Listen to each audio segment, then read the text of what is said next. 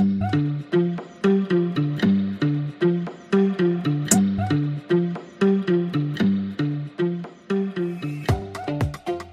menyokong. Yang penting kita sayang parti lebih daripada segala-galanya. Okey, Tok, saya nak mulakan satu terus dengan apa yang berlaku di Perak hari ini. Ya. Boleh tak kita anggap itu sebagai satu kejatuhan kerajaan negeri?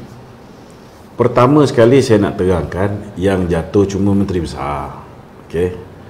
Kerana sebelum ni arwah Kusairi, arwah YB Slim telah membuat teguran, banyak teguran dengan Peja ni.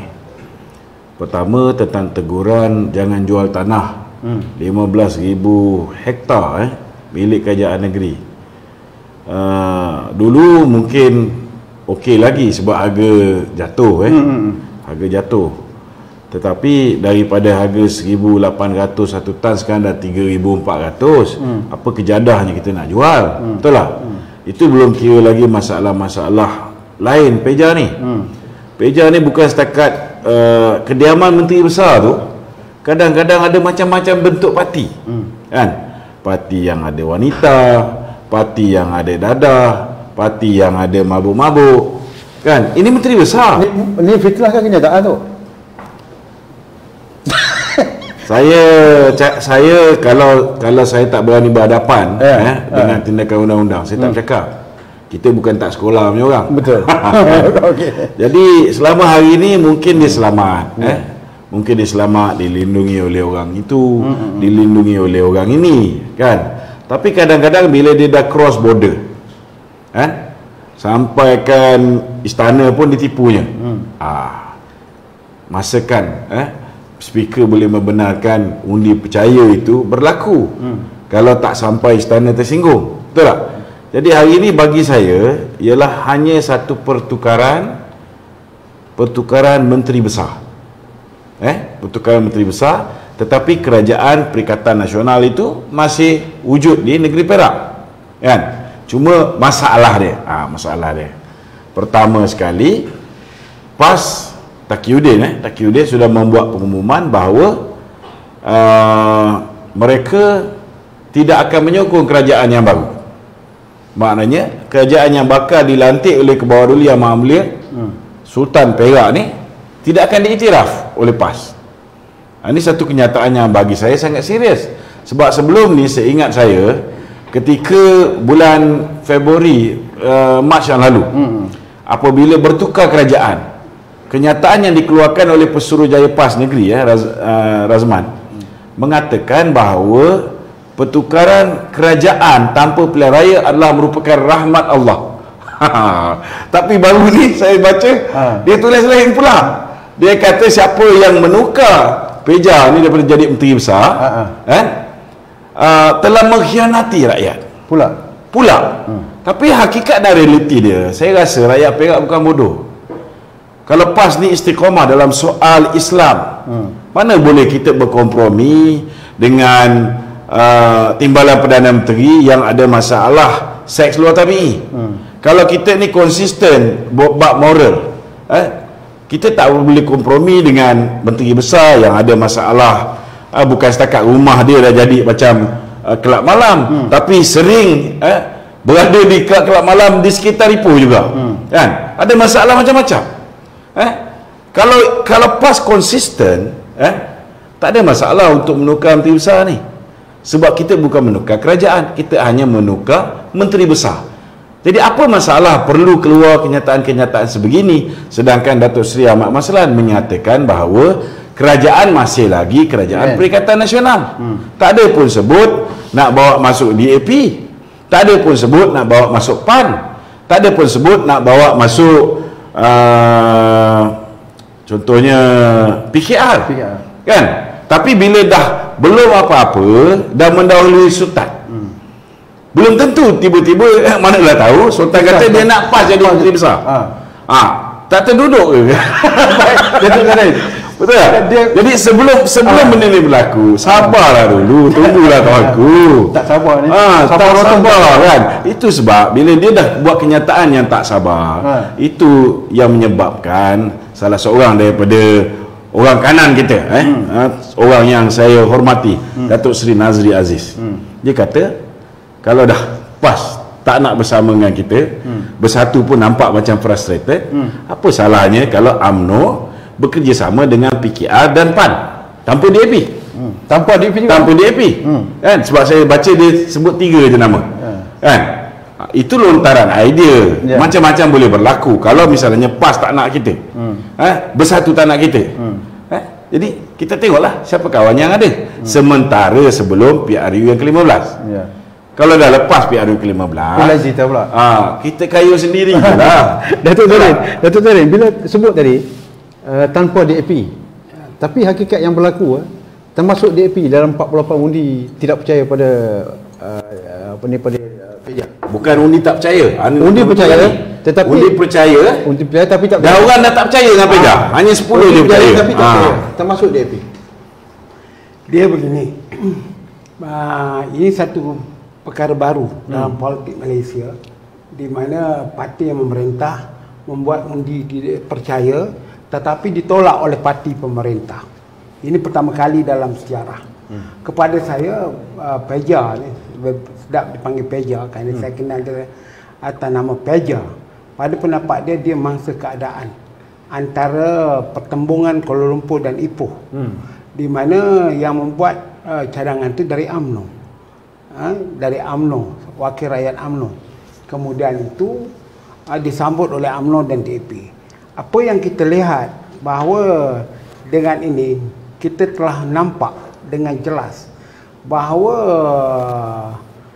DAP parti yang dikecam oleh semua orang sebagai parti perkauman, tapi segi perspektif saya boleh bekerjasama dengan UMNO yang dia percaya bahawa jika dia menyokong pun yang mendapat faedah pada UMNO. Dari itu, ini satu yang memerlukan kita satu kajian, Datuk Dahlan, bagaimana sikap DAP ini. Sepatutnya dalam keadaan undi percaya itu, DAP patut tidak menerima hujah daripada yang dibawa oleh wakil rakyat itu daripada UMNO, iaitu seorang wakil rakyat daripada Pengkalan Pasir, Pengkalan Pasir, di Beruas, ya. Bekas ketua UMNO bahagian dulu, saudara Datuk Abdul Manap.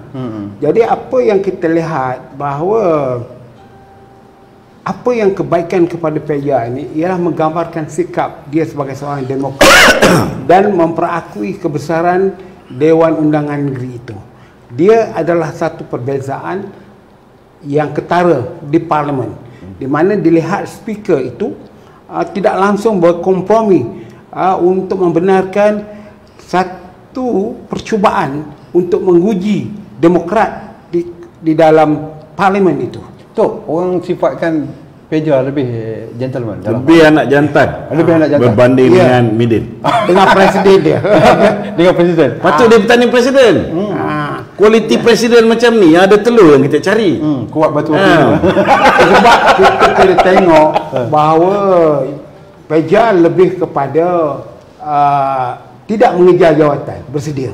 Tapi Muhyiddin tetap mempertahankan jawatan dan bimbang akan menghadapi masalah. Kalau kita tengok di dalam keadaan saya potong sikit. Bukan setakat tetap mempertahankan jawatan, sanggup nak buat darurat semata-mata nak mengekalkan jawatan dia. Itu lebih jelas. Jadi kalau kita tengok keputusan-keputusan belanjawan dalam ikut jawatan kuasa kementerian, kekuatan tak ada. Menang 4, menang 5, belum ada lagi sejarahnya. Menang itu dalam keadaan yang berbeza. Maksudnya kalau pembangkang ada 108 sekarang, dia konsisten. Jika kerajaan ada 111 ataupun 112, keadaan begitu. Jadi dengan ini kestabilan itu tak ada. Dari itu tindakan Peja ni adalah satu signal isyarat kepada Kuala Lumpur, khasnya presiden dia sendiri, supaya menerima hakikat. Jadi kenapakah yang susah sangat Tan Sri Muhyiddin ini untuk menerima ataupun sebagai ketua yang menjaga parlimen meminta kepada speaker open. Wahal dia ada kekuatan 112. Tetapi kenapa dia takut? Kerana dia tahu bahawa UMNO ini ada pendirian masing-masing dan kita bukan dalam kerajaan Perikatan Nasional. Datuk Loman, perbezaan peringkat persekutuan dengan yang berlaku di Perak. Apakah ialah kalau Peja sendiri mungkin dia mengetahui bahawa nasibnya akan jadi begini kalau dibenarkan undi percaya itu. Tetapi di peringkat persekutuan bukan kata undi percaya, undi tidak percaya pun tidak dibenarkan. Dia pertama sekali, satu kelebihan Peja ni, dia bukan setakat tidak menghalang, tetapi dia benarkan hari ini lebih awal usul percaya itu dilakukan. Maknanya dia ready untuk berhadapan dengan dia punya fate, nasib dia. Berbeza dengan Tan Sri Muhyiddin. Kalau kita tengok sidang parlimen tahun ni, belanjawan biasa mengambil masa 89 jam 50 minit. Belanjawan biasa. Tetapi perbahasan kali ini memang dirangka untuk memastikan bahawa sepanjang tempoh parlimen ni hanya belanjawan je yang akan usul yang akan dibahaskan. Maknanya rang undang-undang perbekalan saja. Dia potong sampai 66 minit 66 jam yang tadi tu 89.5 sekarang ni dia potong jadi 66 jam. Tapi nak pastikan dia betul-betul habis sampai penghujung lebih kurang 15 hari bulan. Kalau boleh sambung pun sambung 16 dengan 17 saja. Apa dia buat? Dia buat sidang sampai pukul 1 petang. Ini tak pernah berlaku dalam sejarah, kan? Lepas tu ketika perbahasan pun hanya 80 orang dibenarkan. 41 daripada kerajaan, 31 daripada pembangkang. Itu okeylah lagi, kan? Yang penting sekali ketika mengundi 222. Jadi bagi saya simple lah. Kalau kita dah hilang majoriti di parlimen, Muhyiddin dah hilang majoriti. Pertama, dia kehilangan seorang yang telah pergi, iaitu arwah YB Greig, Hasbullah. Kedua, dia kehilangan Yang Berhormat Mulia Tengku Razali yang telah membuat usul supaya diadakan undi tidak percaya. Okey? Dan ada lagi 30 orang yang buat usul undi tak percaya ni. Dan yang ketiga, kalau kita tengok kenyataan yang dikeluarkan oleh Datuk Seri Najib jelas menunjukkan Datuk Seri Najib melalui Facebook dia tidak lagi menyokong Tan Sri Muhyiddin. Dulu masa kita angkat Tan Sri Muhyiddin, dia cuma ada 114 ahli parlimen. Satu dah meninggal, Tengku Razali, dah tinggal 112. Kalau yang Datuk Seri Najib tak bersama dengan dia, Datuk Seri Nazir Aziz tidak bersama dengan dia, dia juga hilang Tengku Adnan Mansur, maka dia telah hilang. Dia telah hilang sokongan majoriti di parlimen. Jadi sepatutnya dia lebih terhormat kalau dia benarkan undi percaya atau undi tak percaya berlaku terlebih dahulu, barulah dia membentangkan belanjawan. Tak kira lah dia bentangkan Tengku Zafrul bentang, Tengku Zafrul tetap bentang belanjawan kerajaan Muhyiddin. Betul tak? Jadi kalau yang ini the basic, kita kena ada belanjawan yang dibentang oleh legitimate Prime Minister. Yang ini pun tak lepas. Macam mana? So kalau katalah lulus belanjawan ni, hakikat dia lepas ni Muhyiddin jatuh juga. So macam mana jadi dengan belanjawan ni? Betul tak? Sama ada dituruhkan atau tidak. Baik Datuk Zarin, kita tengok dari segi kejatuhan kerajaan Perak. Jatuh kerajaan Perak tu lah jatuh. Saya tahu dia pegang. Ayat dia betul. Yang jatuh MB je. MB jatuh. Okey. Ya. Tapi dari segi kedudukan sebelum ni di Kedah kita umpamanya, dia tidak berlaku di dalam dewan, dia berlaku di luar dewan. Dan sejarah pernah tercipta di Terengganu kerajaan jatuh. Jadi apa fenomena yang sebenarnya berlaku dalam politik kita ni, Datuk Zarin? Fenomena kita sekarang ialah konflik yang you kata tadi itu, dan bagaimana kita nak menghadapi institution politik managementnya. Kita sekarang ni di peringkat parti, katanya Perikatan Nasional dan tentunya Muhyiddin Yassin gagal dalam manajemen krisisnya. Dan krisis manajemen sekarang ni dia total gagal. Apa yang patut dia buat ialah benda ni patut kita kena tanya dengan Tan Sri Muhyiddin. Ada tidak disebut bahawa ada usaha nak jatuhkan Peja ni, ataupun tanya dengan Adan UMNO, adakah dia berunding dengan Presiden parti, Majlis Kerja Tertinggi. Ini penting. Kita tidak ada memberikan kepada Perak dari segi kedudukan pengurusan UMNO ni secara otonomi kecuali di Sabah. Jadi kita sebagai penganalisa politik melihat apakah sebenarnya sikap yang diambil oleh UMNO ini. Adakah masih lagi nak memberi isyarat yang kedua kepada Tan Sri Muhyiddin? Sebab isyarat pertama surat Zaid Ambidi kepada Anwar untuk menyokong jika perlu perubahan kerajaan. Jadi itu dalam isu di Kedah dan juga di Johor, ia lebih merupakan untuk menumbangkan kerajaan yang berlawanan. Di Kedah dia nak tumbangkan kerajaan PH, ya, walaupun kerajaan PH itu sebahagian partinya dalam konteks Perikatan Nasional, ya, dan juga di Johor sebelum ini. Jadi apa yang perlu kita kaji ialah apa akan berlaku jika Kuala Lumpur, khasnya Menara Dato' On, tidak memainkan peranan dalam usaha undi percaya yang ditolak ini. Jadi pada saya ini adalah satu semboyan kepada Muhyiddin Yassin bahawa UMNO ini boleh melakukan apa-apa saja jika tidak mau berunding, berbincang dan sebagainya antara dua pihak. Jadi konflik yang berlaku sekarang inilah yang agak membimbangkan para peniaga, rakyat kebanyakannya, kan. Dan juga kita kena faham, ya, saya tidak berapa setuju pengasingan kuasa ini dicerobohi oleh sesiapa. Contohnya pengasingan kuasa ini dah ada kuasa raja. Raja jangan campur hal politik.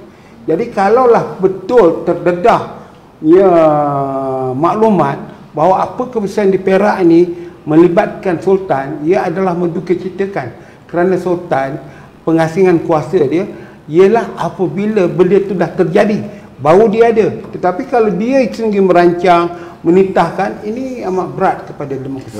Ada maklumat mengatakan Sultan terlibat ke? Ada kenyataan-kenyataan